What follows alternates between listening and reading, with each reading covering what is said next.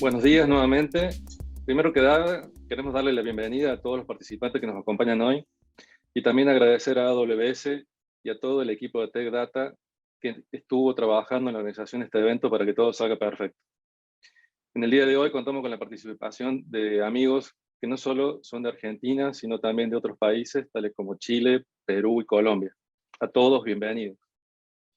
Mi nombre es Carlos Carranza y soy CEO de Novilink, y junto a Juan Rodríguez, nuestro arquitecto cloud, estaremos a cargo de este encuentro. Repasamos un poquito la agenda del día. Primero voy a hacer una breve síntesis de acerca de Novilink. Prometo no quitarles mucho tiempo. Contarles quiénes somos y qué hacemos, y para que nos conozcan los que nos escuchan por primera vez. Luego Juan se encargará de hacer un recorrido que inicia por una revisión del concepto de infraestructura como código, pasará por explicar la relación entre AWS y Terraform, y presentará finalmente un caso de uso hipotético que luego desarrollará en el laboratorio junto a ustedes. Les recuerdo que tienen la sección de chat y preguntas y respuestas para ir haciendo todas las consultas que les parezca, tanto de nuestros servicios como de la presentación de Juan. Hay espacios durante la presentación del laboratorio que podemos utilizar para ir respondiendo antes del final, y si no al final hacemos una revisión completa de las preguntas y respuestas y estaremos contestando. Para comenzar, quiero contarles quiénes somos y cuáles son nuestras fortalezas. Somos una empresa de tecnología especializada en brindar soluciones basadas en la nube de AWS. Contamos con una vasta experiencia de más de 8 años trabajando con la plataforma. Pero nuestro camino como consultores no comenzó con la nube. Empezamos mucho antes, haciendo infraestructura de la forma tradicional, entre fierros y cables. Por aquellos años nos enfrentamos al constante desafío de estimar capacidad de cómputo y almacenamiento, entre otros, para recomendar inversiones a largo plazo por adelantado. Una inversión en una solución tecnológica tenía que durar por lo menos 5 años, y en algunos casos mucho más. Hoy con la nube ese paradigma cambió totalmente. A medida que fuimos migrando las cargas de trabajo de nuestros clientes, fuimos aprendiendo este nuevo paradigma. Nuestra madurez sobre el uso de la nube nos permitió, como consultores de infraestructura, enfocarnos en cuestiones que dan mayor valor a nuestros clientes. Y es en esa búsqueda que nos especializamos en el tema que nos reúne hoy, que es la infraestructura como código. La infraestructura como código nos permite, como decimos nosotros, hacer más con menos. ¿Y cómo es esto de hacer más con menos? Para ello, nos enfocamos en automatizar todo aquello que se puede automatizar. Esta característica nos permite ser más ágiles al momento de brindar nuestros servicios, y a la vez, nuestros clientes obtienen excelentes soluciones en tiempos reducidos y a un costo óptimo. Una de nuestras fortalezas a partir del uso de la infraestructura como código es la de minimizar errores en nuestras implementaciones. Otro de los puntos fuertes de la automatización es que nos permite implementar buenas prácticas desde el inicio, minimizando el esfuerzo adicional que esto requiere y logrando así producir soluciones más robustas. Entonces, podemos decir que en Novilink construimos soluciones que son escalables, robustas, seguras, performantes y costo optimizadas. Y todo esto lo hacemos utilizando buenas prácticas y de forma repetible a partir de la infraestructura como código. Un punto destacado en nuestros diseños es la seguridad. Y es por ello que en nuestras implementaciones siempre están presentes conceptos básicos de seguridad tales como desacoplar aplicaciones para que una falla en un componente no comprometa todo el resto, separar ambientes de producción y testing, separar los datos de los usuarios que los acceden, encriptar los datos, tanto en tránsito como en destino, implementar políticas de seguridad basadas en tags, lo cual nos permite simplificar aún más las tareas de resguardo, y monitorear permanentemente la infraestructura y toda la actividad en la cuenta de AWS, entre otros. Si bien todos estos aspectos que he mencionado están disponibles en AWS, la clave está en saber utilizarlos, aplicarlos y ponerlos en juego. Usar correctamente la nube, decimos nosotros, es una tarea de expertos. A lo largo de estos años hemos reunido una vasta experiencia tanto en el sector privado como público. Nuestro amplio universo de clientes nos permite cubrir proyectos de diferentes tipologías, desafíos, escenarios y escala. Es por ello que decimos que en Nubilink conocemos cuáles son los desafíos más comunes en este viaje a la nube y cuál es la mejor manera de andar ese camino. Y hasta aquí era contarles quiénes somos. Gracias nuevamente por participar de este evento y esperamos tener la oportunidad de estar muy pronto trabajando con ustedes en sus proyectos con AWS. Ahora les paso el control de la presentación a Juan para dar inicio al laboratorio práctico. Adelante, Juan. Gracias. Buenos días a todos nuevamente y a los que se han sumado recientemente. Bueno, hoy les mostraré un caso de uso hipotético, sencillo, y realizaremos un laboratorio donde veremos las ventajas de diseñar y desplegar infraestructura en AWS mediante código utilizando una herramienta de infraestructura como código que es Terraform.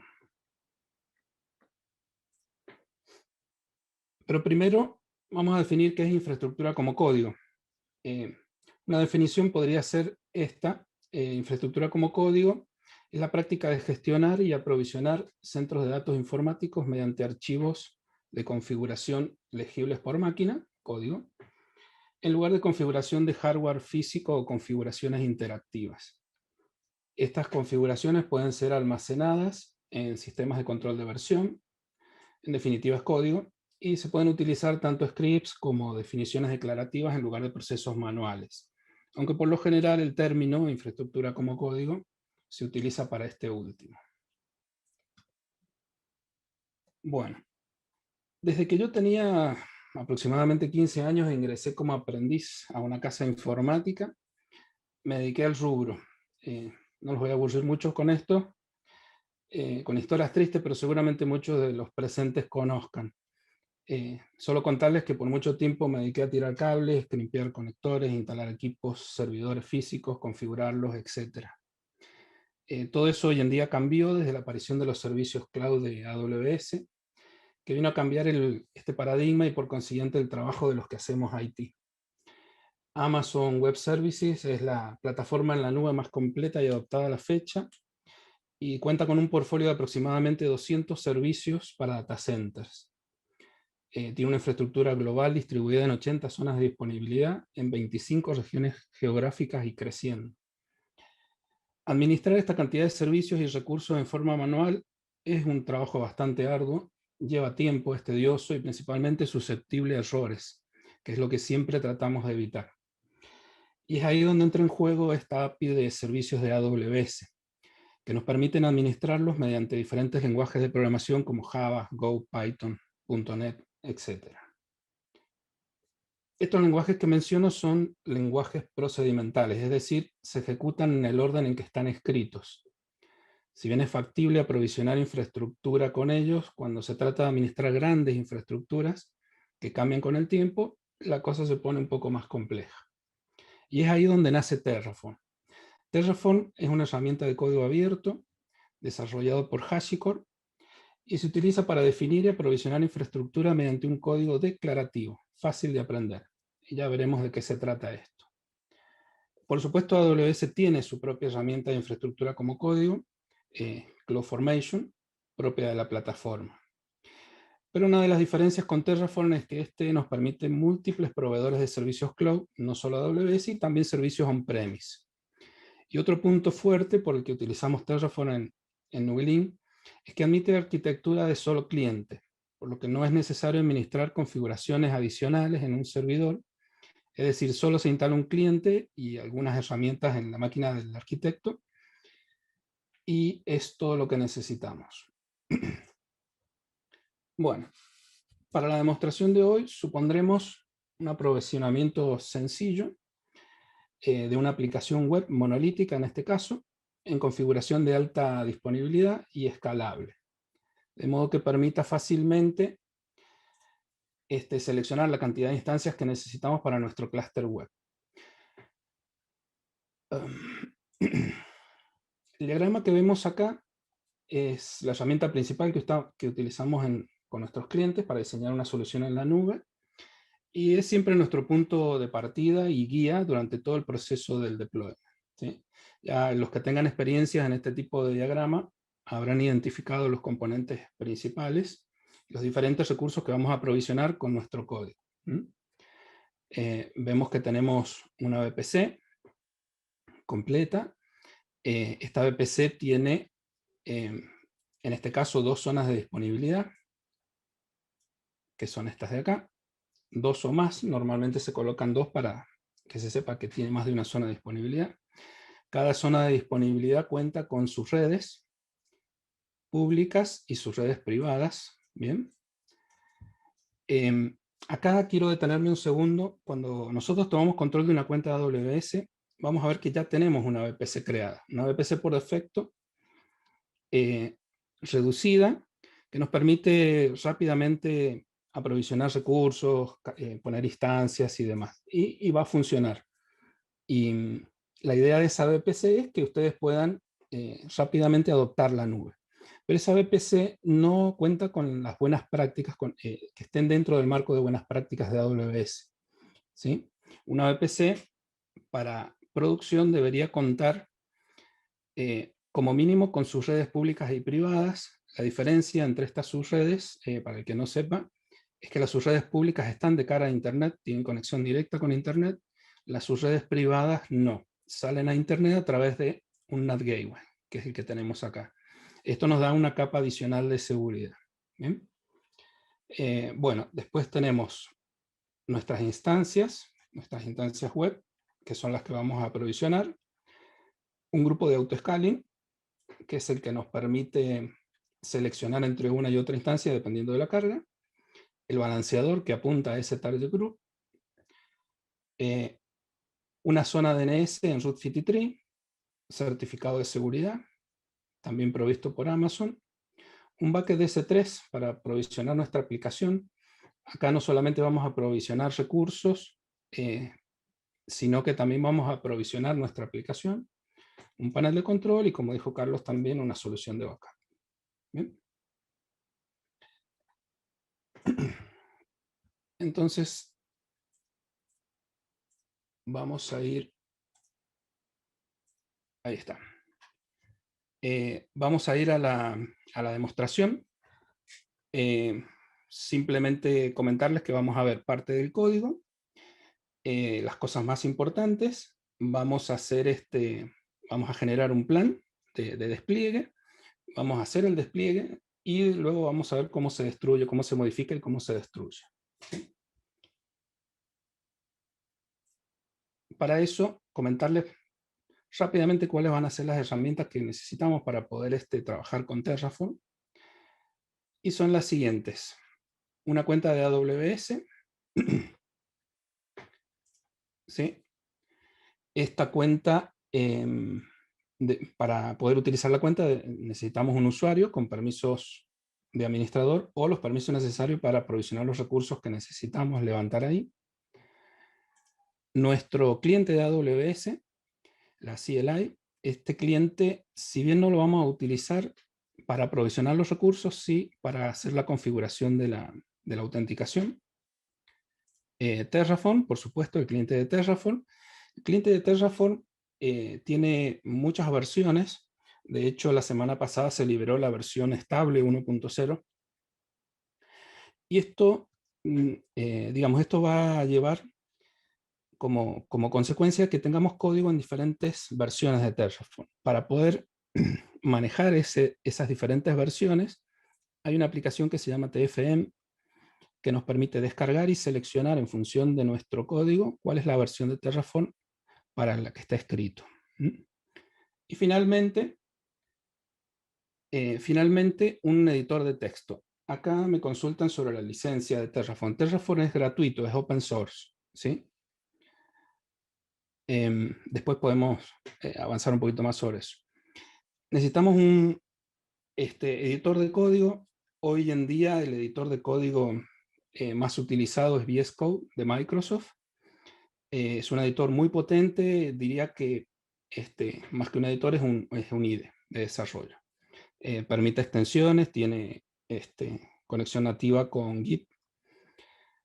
Y dentro de VS Code vamos a utilizar dos extensiones justamente. Las principales son el AWS Toolkit de Amazon y la extensión de Terraform para el autocompletado y demás. Bueno, vamos entonces a nuestra presentación.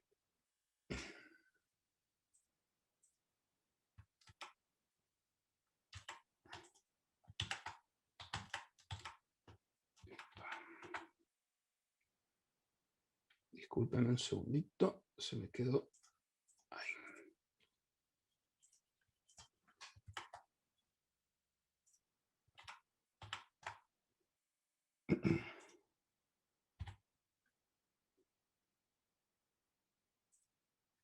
Ahí estamos.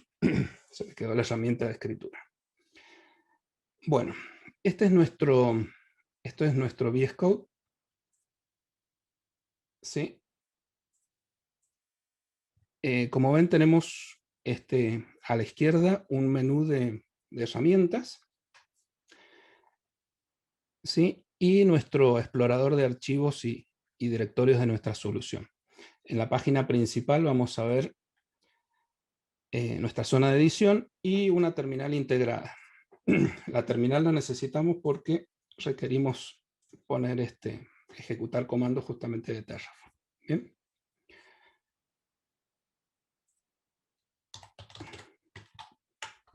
Les voy a mostrar un poquito, así se ve mejor la estructura. Esta estructura de directorios no es obligatoria. De hecho, Terraform permite que nuestra configuración esté toda completamente en un solo archivo de configuración, pero por buenas prácticas es conveniente separar un poco. A grandes rasgos, tenemos una carpeta de módulos, donde tenemos un módulo que nos permite crear nuestros grupos de seguridad, una carpeta live, y dentro de esa una carpeta test, que es donde tenemos nuestro código para el ambiente de test, y luego, si nos da tiempo, vamos a ver cómo pasamos a un ambiente de producción. ¿Bien? Bueno, dijimos que tenemos distintos archivos que componen nuestra solución. Esto también, digamos, está basado en buenas prácticas, generalmente desarrolladas por la comunidad, o a medida que uno va trabajando va desarrollando un método. Es costumbre nuestra separar en archivos por el tipo de recurso. Como ven, hay un archivo acá que se llama ACM, que es el que genera el certificado de seguridad, el del balanceador de carga, que configura el balanceador, etcétera, etcétera. Hay un archivo main, que es nuestro archivo principal. Acá es donde definimos lo primero que tenemos que definir en Terraform, que es nuestro proveedor, nuestro provider. En este caso es AWS. Y acá definimos en qué zona, en qué región vamos a trabajar, perdón, y qué profile de seguridad vamos a usar. ¿Sí? En este profile está definida nuestra cuenta de Amazon. ¿Sí? Otra cosa importante que hay que definir en una configuración de Terraform es el versionado. Como les dije, Terraform tiene diferentes versiones. Es muy activa la comunidad y digamos, van apareciendo versiones y subversiones semanalmente. Entonces nuestro código debe estar preparado para determinado tipo de versión de Terraform. Con esta declaración nosotros le decimos qué versiones están admitidas para este código. Lo mismo para el proveedor, ¿sí? Para el provider.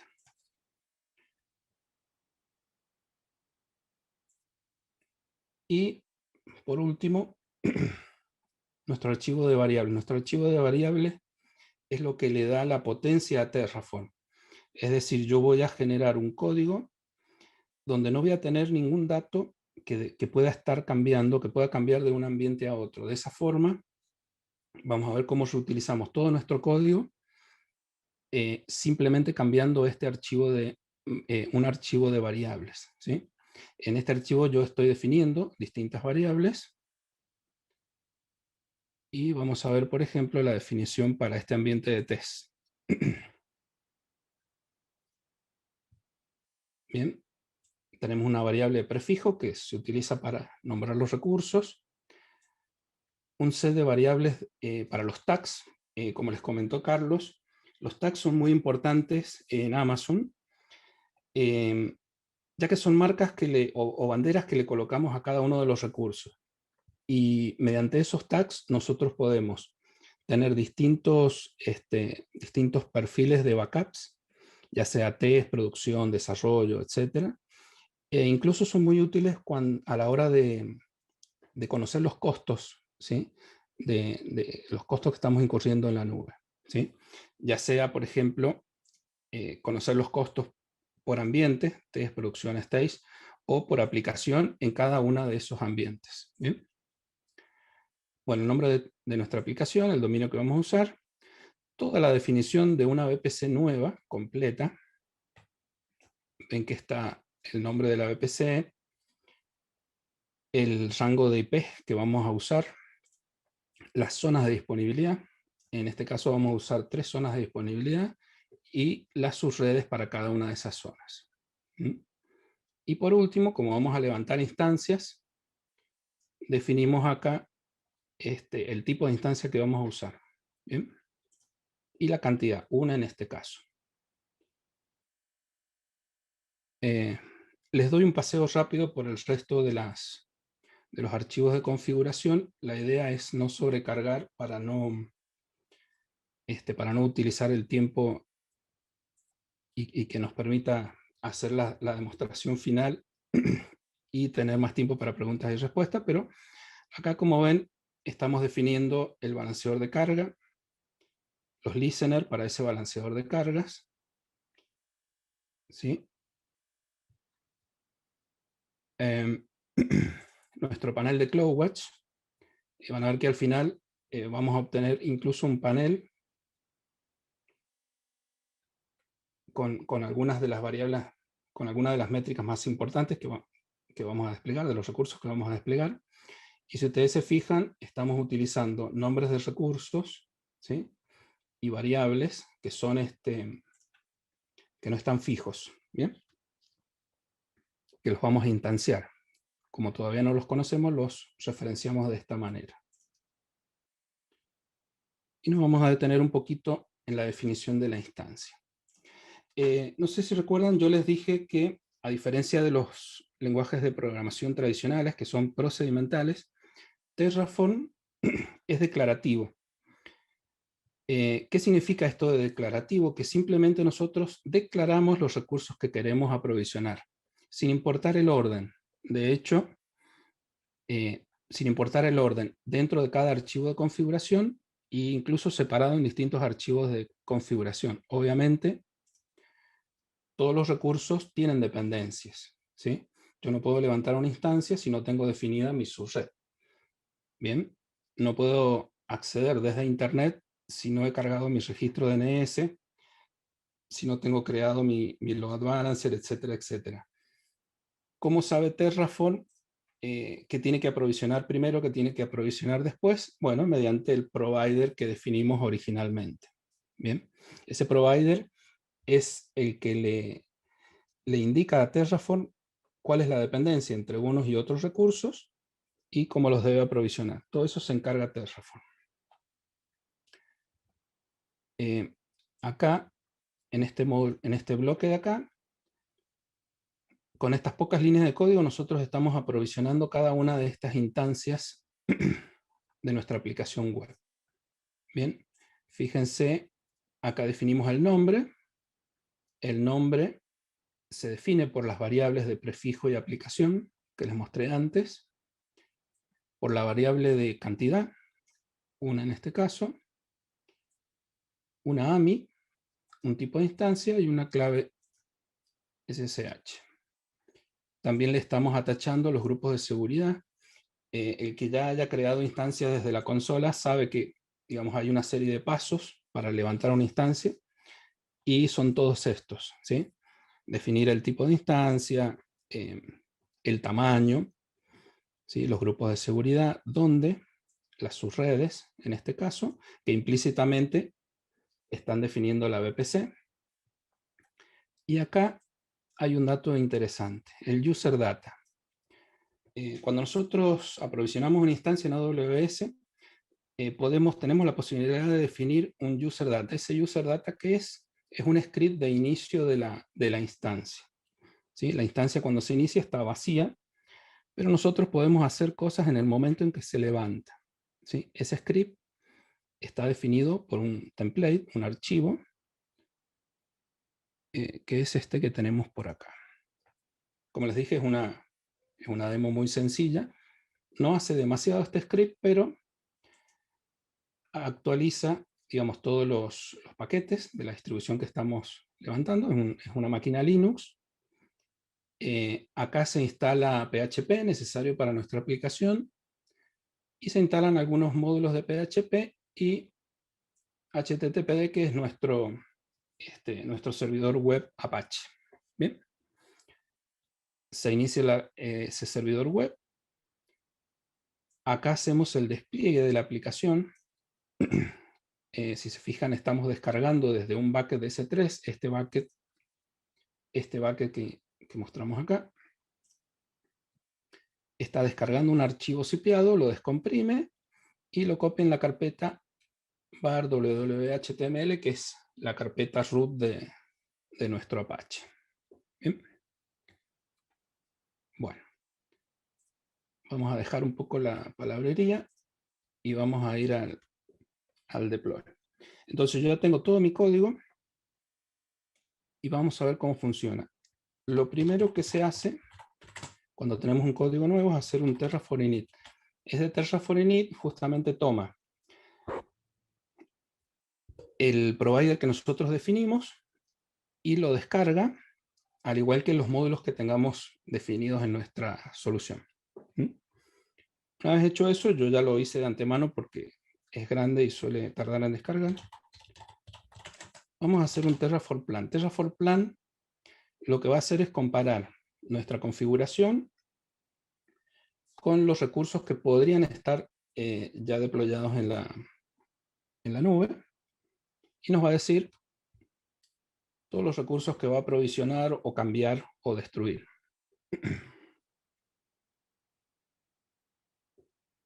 Bien. Ya vamos a ir para arriba, pero como ustedes ven acá, el plan que generó nos está diciendo que va a provisionar 38 recursos, no va a cambiar ninguno y no va a destruir ninguno. Y esta va a ser nuestra URL. ¿Sí?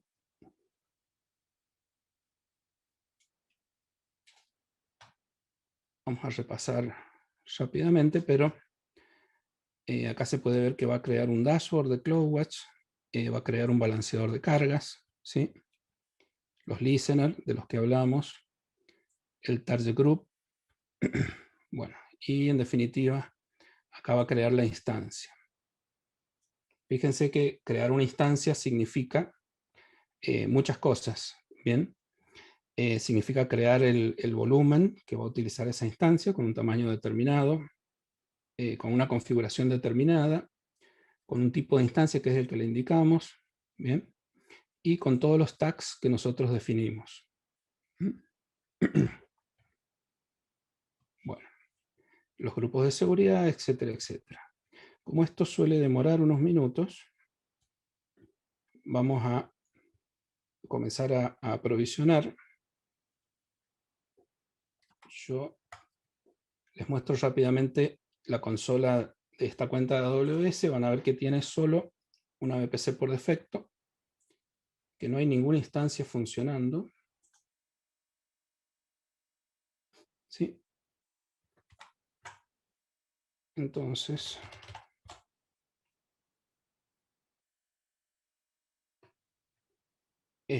vamos a hacer un Terraform apply. Esto lo que va a hacer es nuevamente calcular el plan y nos va a pedir confirmación para hacer el deployment.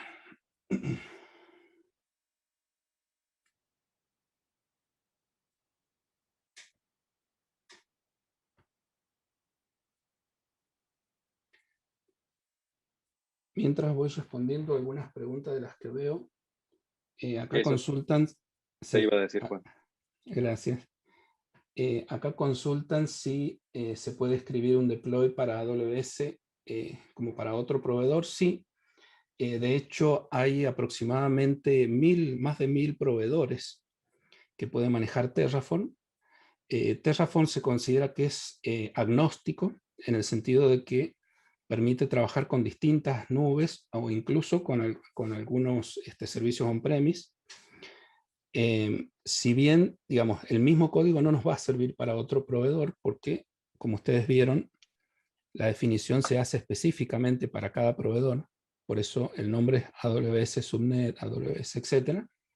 Pero para hacer un cambio hacia otro proveedor simplemente tenemos que renombrar algunos recursos y unas pocas configuraciones.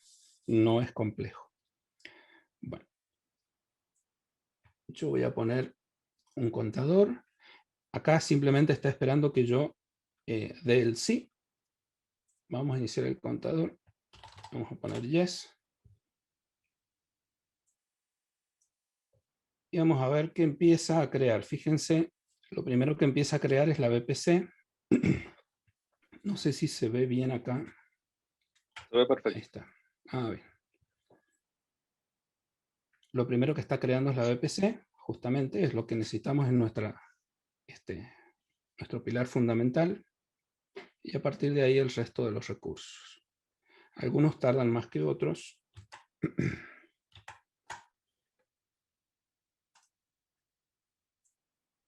Acá seguramente ya nos aparece nuestra VPC de test, ¿sí? Con el rango que nosotros definimos.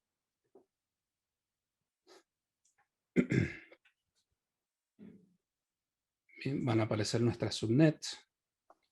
Fíjense, ya están todas nombradas con ese prefijo que yo definí.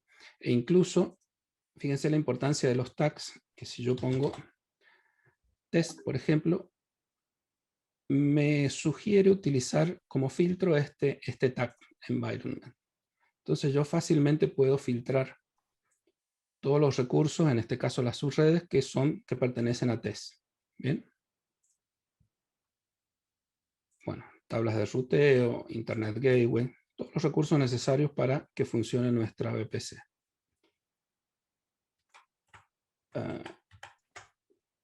Vamos a ver por dónde está.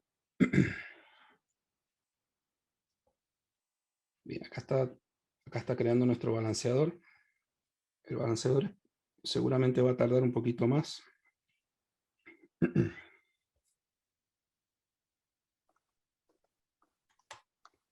Y es probable que ya tengamos nuestra instancia. Sí. Ya tenemos nuestra instancia que está iniciando. Todavía, digamos, está corriendo la instancia, pero todavía no está terminado el ciclo de inicialización de la instancia.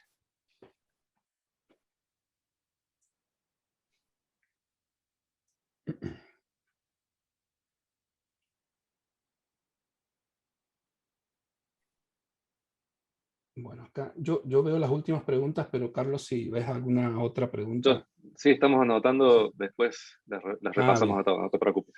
Bueno, yo voy respondiendo algunas que veo. Dale, dale, Me dale. preguntan sobre el entorno.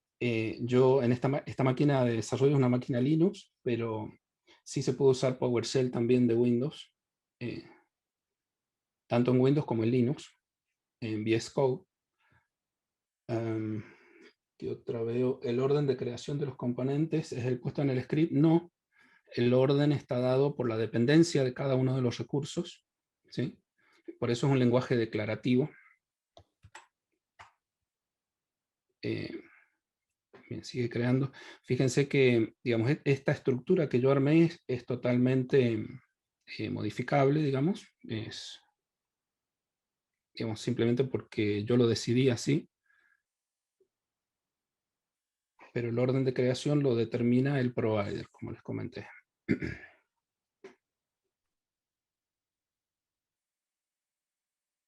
Me consultan acá acá hay una interesante sobre los registros de ejecución para hacer auditorías. En este caso yo estoy aprovisionando desde mi máquina solamente, pero podríamos tener un servidor que nos permita el despliegue. Bien, es más, con Terraform podemos acoplarnos digamos, al pipeline de integración continua y deployment continuo. Bien, y en ese caso podría estar todo auditado. Los planes de ejecución, etcétera, etcétera. Bien. Bueno, acaba de terminar. 4 minutos y unos segundos. Acá nos dice que creó una instancia, es la que termina en 09 de 9, y nuestra URL es test-textol Obijuanes. Bueno, un dominio que utilizamos. Si yo vengo acá, yo ya lo tenía colocado, y le doy Enter, deberíamos entrar a nuestra aplicación. Y tenemos finalmente la aplicación levantada. La aplicación en sí no importa, es muy sencilla.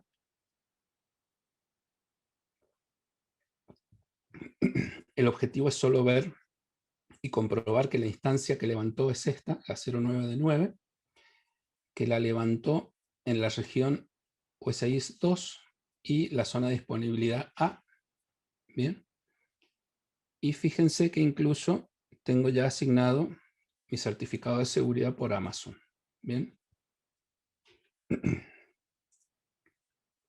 Ahora bien, ustedes dirán, ¿y todo esto para qué? ¿Sí? Generalmente, una infraestructura en la nube es una infraestructura elástica, ¿sí? Que permanentemente está cambiando, se está modificando, está creciendo, madurando. Y por lo general, y una de las cosas interesantes de la nube es que podemos aprovisionar y borrar recursos a nuestro antojo. Entonces, ¿por qué tener un solo ambiente? ¿Por qué no tener un ambiente de staging, uno de desarrollo, uno de producción? ¿Sí? Y usarlo cuando quiero, y cuando no lo necesito lo borro. ¿Sí? No importa. Total, digamos, tengo el código. ¿Bien? Y ahí es donde tenemos la ventaja fundamental de Terraform, ¿sí? O de trabajar con infraestructura como código, justamente. Entonces, supónganse que estaba mal nuestra variable de tag, ¿sí? Que en lugar de test era testing, ¿sí? Yo simplemente toco esa variable sin importar, sin acordarme qué recursos tenían esa variable, ¿bien? Voy a irme hacia arriba. Vamos a hacer un Terraform plan y vamos a ver qué va a suceder. Debería detectar, acá está chequeando todos los recursos que nosotros tenemos aprovisionados contra mi configuración, y en este caso la configuración no cambió, cambió solamente una variable. Va a comparar y va a buscar todos los recursos que tengan ese tag y lo va a cambiar. O nos va a indicar que lo va a cambiar. Bien. Fíjense que me está diciendo que va a cambiar 6 recursos. ¿Sí? No va a agregar nada y no va a destruir nada. Solamente va a cambiar unos tags. Y obviamente me muestra cuáles son los recursos que va a cambiar. ¿Sí? Todos los recursos que tenían ese tag. ¿Sí? Esta es una de las ventajas. Así como yo cambié el tag, podría cambiar también la cantidad de instancias. En lugar de una, poner 2 instancias. Bien. Y de igual forma, al hacer el plan, me debería decir que va a agregar un recurso más. En realidad van a ver que no va a agregar un solo recurso, sino que va a agregar más recursos. Y ya vamos a ver por qué.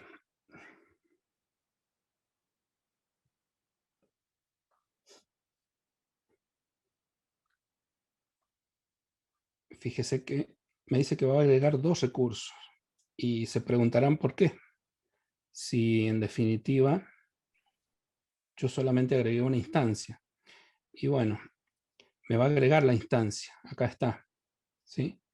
pero también esa instancia me la va a adjuntar al target group que yo tenía definido. Otra importancia de la infraestructura como código, ¿sí? El evitar errores, ¿está bien? No voy a levantar no voy a hacer estos cambios para no demorar mucho, estamos a 42 minutos. Quiero mostrarles, por ejemplo, si yo quisiera, a partir de mi configuración actual, si yo quisiera levantar todo esto mismo, pero en producción, ¿sí? ¿Qué podemos hacer para fácilmente llevar esto a cabo? Simplemente crear una carpeta producción, generales, estos son links solamente, ¿sí? Son links a mis archivos de configuración, que son estáticos, o sea, no cambian de un ambiente a otro, y lo único que cambia es mi archivo de variables, ¿sí? Es decir, mi ambiente de producción, ven que son todos links, excepto mi archivo de variables. Y en este archivo de variables, yo voy a definir que el prefijo es prod, en el tag también está prod, ¿sí? Tiene otro rango IP, la VPC, bueno, y en lugar de una instancia, voy a levantar dos instancias. Vamos a producción. Voy a poner la pantalla completa aquí. Epa. Se me perdió. Ahí está. Ahí. Directamente vamos a hacer un Terraform Apply para que no demoremos en el plan. Ya sabemos lo que va a suceder.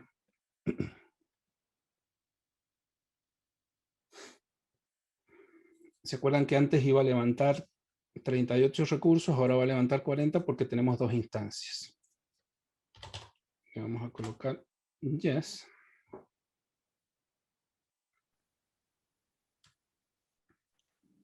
Y va a comenzar la creación de recursos. No sé si hay alguna pregunta, Carlos, como para Sí, ir hay varias. comentando ahora. Bueno. ¿Querés responder las últimas y después repasamos hacia arriba, cosa de que sea más fácil para vos? Bueno. ¿Es posible respetar o validar principios guías en la creación para evitar desvío de los estándares? Sí, eso se puede hacer, pero directamente con WildRace dentro de la cuenta de AWS. Después, preguntan qué se guarda en el archivo tfstate. Muy buena pregunta. Terraform mantiene un archivo de estados, que es este que está acá. Bien. En ese archivo de estados está toda la configuración que desplegó en nuestra cuenta, ¿sí? Para esta configuración dada. Digamos, es el archivo maestro de Terraform. En ese archivo están todos los recursos aprovisionados y también algunos cambios. Bien, se puede auditar, de hecho hay algunas herramientas externas que permiten auditar ese archivo. Por cuestiones Bien, porque de... esa era una de las consultas, Juan. Bien, genial. Ese archivo, en este caso, como por simplicidad y para evitar demoras, yo lo estoy usando en forma local. Esto hace que yo no pueda trabajar con un equipo de personas porque yo tengo el archivo state en mi máquina. Pero Terraform permite configurar states remotos, ¿sí? Yo podría tener mi archivo de state en un bucket de S3 encriptado, ¿sí? De manera que nadie lo puede abrir y solo las personas habilitadas. Entonces, si yo estoy haciendo una modificación en la infraestructura, se produce un bloqueo en ese archivo hasta que yo termino de desplegar o modificar la infraestructura y recién ahí otro desarrollador podría insertar cambios. Algo que tiene que ver también con esto y no les mostré antes es que, digamos, todo este código está obviamente versionado. Está versionado en GitHub, ¿sí? De hecho, acá ya me está proponiendo grabar algunos cambios y bueno, está. Es importante Califica. ese detalle porque de esa Sí, manera la infraestructura también se versiona, no solamente el código que se versiona, sino la infraestructura. exactamente.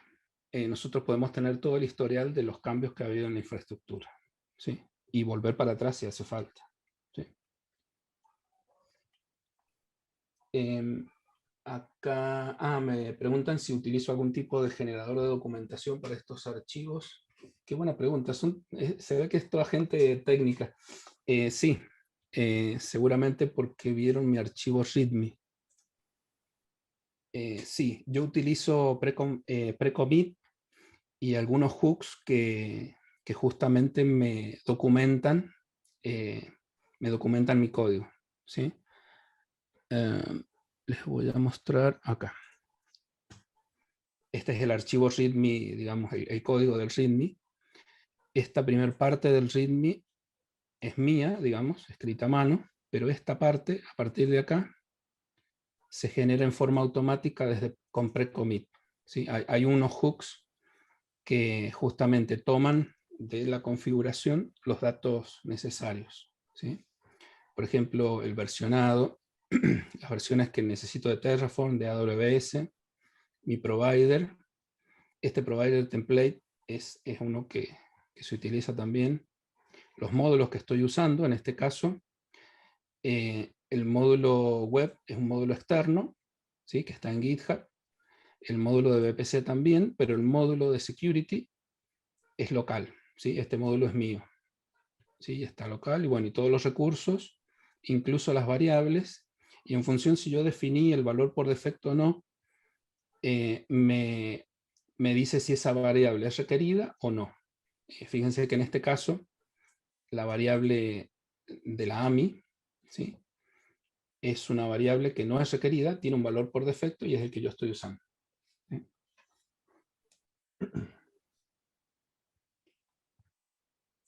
Bueno, terminó la creación de los recursos y vamos a ver qué sucedió. Fíjense que acá debería aparecernos nuestra VPC de producción también. Nuestra VPC de producción, nuestras subredes, y acá de vuelta los tags muy importantes, porque tengo todo revuelto, entonces yo puedo filtrar por el tag de producción, ¿sí? Y sé cuáles son mis subredes de producción, y así. Nuestras instancias, deberíamos tener 3 instancias, una instancia de test y las 2 nuevas de producción, ¿sí? Que ya están funcionando. Y algo que yo no les mostré antes son mis paneles de CloudWatch.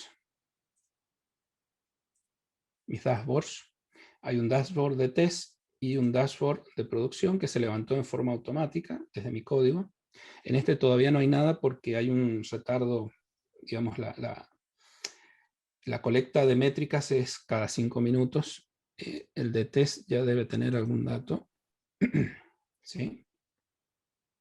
Tengo un host activo en test y bueno, el tráfico que yo produje. ¿Sí? Y vamos a ver nuestro ambiente de producción, si ya levantó. Acá está. Para tomar notas, las instancias son la que termina en A7E7 y 9D C6, son 2 instancias. A7E7 es la que está respondiendo en este momento, pero si yo hago un refresco debería ir saltando. Bien, acá saltó a la otra instancia, la 9D C6, ¿sí? En la zona de disponibilidad 2A.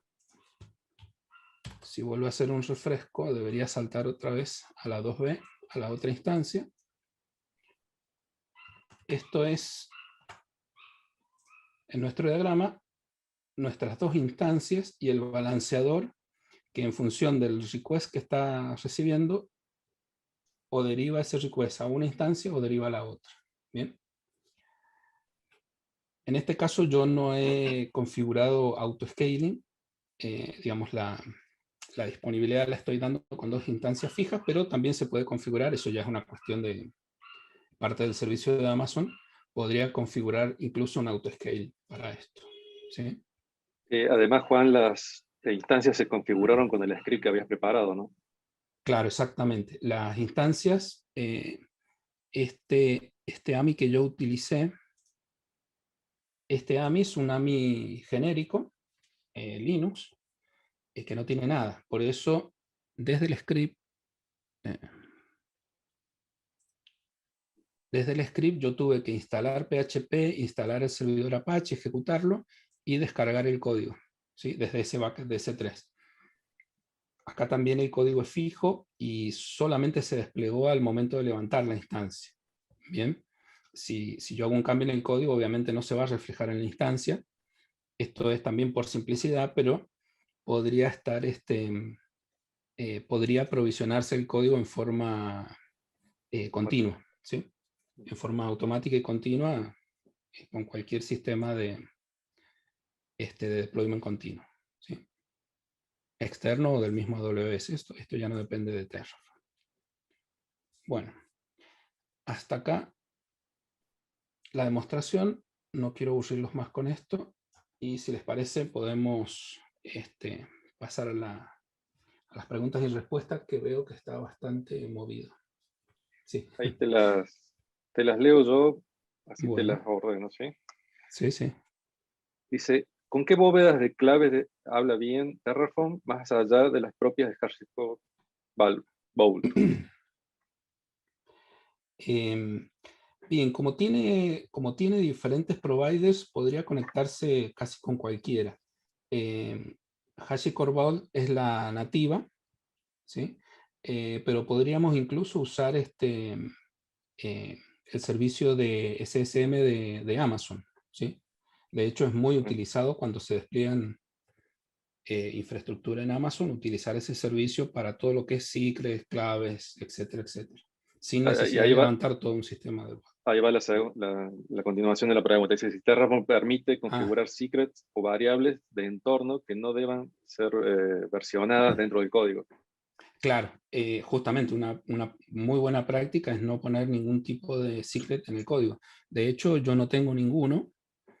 Digamos, en mi profile de AWS está definido la cadena de conexión hacia AWS, y si yo tuviese cadenas de conexión o usuarios y claves de bases de datos, etcétera, etcétera, se deberían poner en secrets. Por ejemplo, hay un servicio que se llama SSM, System Manager, y dentro de System Manager, uno que se llama Parameter Store, acá,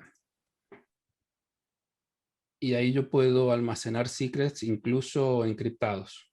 Bueno, en este momento no tengo ninguno aquí, pero podría crear los secrets. Bien, Incluso los secrets podría yo crearlos desde el código, ¿sí?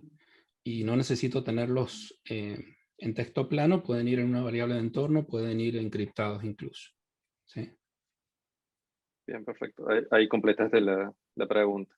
Bueno. Podemos volver sobre el tema de la licencia de Terraform. Si bien es open source, entiendo que hay una suscripción que se puede pagar. Claro, exactamente. Terraform, digamos, el cliente de Terraform es gratuito, es open source, se puede utilizar. Y el servicio que cobra Terraform es un servicio de nube, que justamente hace lo que yo les comentaba en un momento, que es que nos permite, digamos, desplegar nuestro código mediante un proceso de deployment continuo, ¿sí? Tiene un servicio de registro, registro remoto para nuestro archivo state. Yo lo puedo almacenar en la nube de Terraform o en otro lado, como en un bucket de S3, y también me permite deployar mi código desde acá. Y ahí sí yo voy a tener, como preguntaron en otra pregunta, un registro de auditoría de todo lo que se hace en mi cuenta de AWS. Eh, Bien, a ver, repasando, porque hay algunas preguntas que ya se respondieron. Pregunta si el uso del módulo de Terraform no es más rápido que para crear la infra. Ahí no sé bien a qué se refería, si más rápido que qué cosa, digamos, comparando con qué. Ah, Después, otra pregunta, esa por favor si la pueden aclarar. Y si el lenguaje que genera Terraform es exportable a Ansible o Puppet. No directamente. Yo no he visto, si bien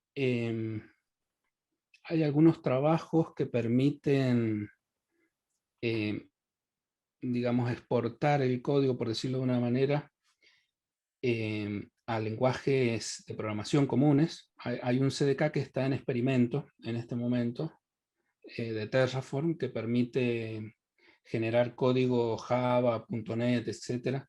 No de Ansible. Ansible es más bien un orquestador, digamos. Nosotros lo usamos, pero digamos, para el post, ¿sí? Una vez que está levantada la infraestructura, lo utilizamos para orquestar cambios, digamos, internos de configuración, ¿sí? Bueno, No sé si hay algo directo. acá hay una Sí. interesante pregunta: ¿en qué pasa si se corta el proceso? No pasa nada. Sí, ahí lo estaba viendo justamente, que se corte internet o algo por el estilo. Ujú. No pasa nada porque, digamos, va a quedar aprovisionado una cierta cantidad de recursos hasta donde se cortó la conexión, y cuando ustedes vuelven a ejecutar el plan o el apply, como verifica los recursos que están levantados y compara con la configuración, va a terminar de configurar el resto. Sí. Em, para esos casos es útil tener el archivo de state alojado en forma remota, y de esa manera se va a producir un bloqueo, ¿sí?, del archivo state hasta que lo corrijamos, ¿sí? Hasta que corrijamos esa diferencia, ese drift entre la configuración, el apply y, y lo que está realmente deployado. Acá hay otra pregunta, pero me parece que ya estaba respondida, que era el tema de llevar algo ya hecho para AWS a otro proveedor, digamos, si hay alguna herramienta que facilite el cambio de proveedor. No que conozca, porque digamos, la lógica va a ser la misma, los recursos, estamos hablando de los grandes proveedores, me imagino, Sí, de tal cual. nube. La lógica va a ser la misma, digamos, VPC existen en cada uno, sus redes, etcétera, etcétera, pero voy a tener que cambiar el código necesariamente por el nombre de los recursos, ¿sí? Mm, No se nos ha presentado el caso, nosotros principalmente nos enfocamos en la nube de AWS, pero quizá hay algo por ahí. Bueno, y hay un par de preguntas que va por el lado de lo que ya hablamos, del tema de la validación de compliance y, por ejemplo, las cuestiones de seguridad, como que los entornos de producción y testing no se vean, eh, cuál sale a internet, cuál no. Eso Bien. estaría bueno que lo expliques un poquito, cómo se implementan buenas prácticas con el código. O sea, el código Eh, por sí solo no lo hace. sí, sí y no, en parte. Em, Hay, digamos, a ver si yo me coloco acá. Digamos, al tener códigos, digamos, nosotros podemos hacer validaciones previas incluso antes de deployar nuestra infraestructura. Hay una aplicación que se llama TFSec. Bien, sabía que iba a saltar esta pregunta. TFSec es, es una aplicación que revisa mi código, ¿sí?, incluso antes de deployarlo, ¿bien? Y lo compara con una base de datos de seguridad. Y me va a decir los complaints que puede haber, ¿bien? Incluso fíjense que me da con un número, que ese número, acá. Fíjense qué me dice. El balanceador de cargas está expuesto públicamente, ¿bien? Es una advertencia, no significa que esté mal, porque de hecho yo no necesito que esté publicado, ¿bien? Pero me lo advierte. Yo tengo posibilidad, si realmente mi balanceador tiene que ser expuesto a internet, yo le puedo poner un tag para que no me lo marque. Después acá justamente De hecho, me...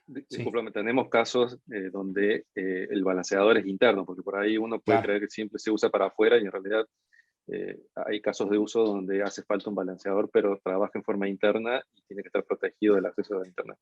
Sí, sí, en el caso de una aplicación en capas, entre una capa y otra podría tener un balanceador de cargas, para que cada capa escale en forma independiente.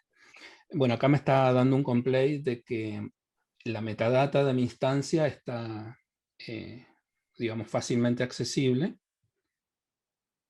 y me da todos los por qué y al documento donde explica más información, ¿sí? Acá me dice... bien, que, bueno, que no lo tengo, no tengo la VPC marcada como por default. Acá mis grupos de seguridad, fíjense, me está diciendo que este grupo de seguridad, que justamente es mi grupo de seguridad para el público, tiene abierto un puerto, que es el puerto 80, al público, al 00000. ¿Sí? Yo no he querido ponerle ningún tag para que justamente saltaran las alertas. Bien, lo mismo me dice para el 443. Pero si, digamos, si yo tuviese, digamos, esto es muy útil porque si a mí se me pasa algo, si sin querer pongo un grupo de seguridad, una instancia o abierto a todos los puertos, me va a saltar ese complaint, ¿sí? Esta sería mi primera verificación. Incluso yo podría, mediante un hook, hacer este chequeo de seguridad en el momento que yo hago el commit a Git, ¿sí? Mediante pre-commit, que es justamente lo que yo les comentaba. Entonces, ni siquiera me va a dejar publicar el código en Git si tiene algún complaint. ¿Bien? ¿Te parece, Juan, volver sobre el lab? Así le damos cierre al lab y después terminamos de contestar. Sí, perfecto.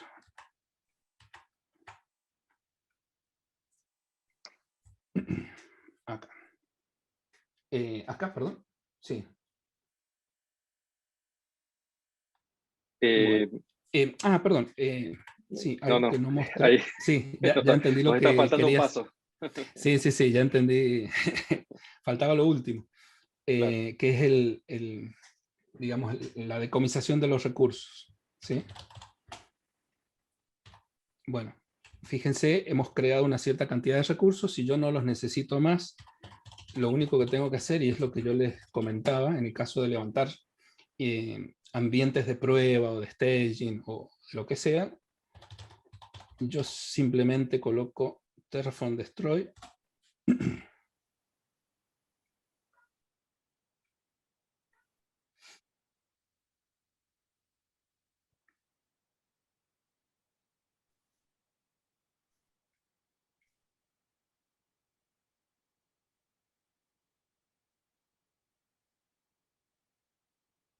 Ven qué fácil es hacer pruebas. De esto se trata la elasticidad de la nube. ¿Sí? Bueno, me dice que va a destruir 40 recursos. Bien, le coloco que sí. Y esto puede llegar a ser peligroso si no estamos atentos, pero hay formas de protegerse. Yo no se los mostré, pero por ejemplo, mi balanceador, fíjense que hay un parámetro del balanceador que es Enable Detection Deletion Protection. ¿Sí? Está en false para que me permita borrarlo, pero en un ambiente de producción se pone en true, igual que las instancias. Si mis instancias no son stateless, ¿sí? Donde yo puedo tener información y demás, yo le puedo poner una bandera para que desde código no pueda borrar o destruir esa instancia. ¿Mm? En producción estos valores se cambian. Bueno, ahí está terminando de destruir. Si vemos aquí S2, por ejemplo.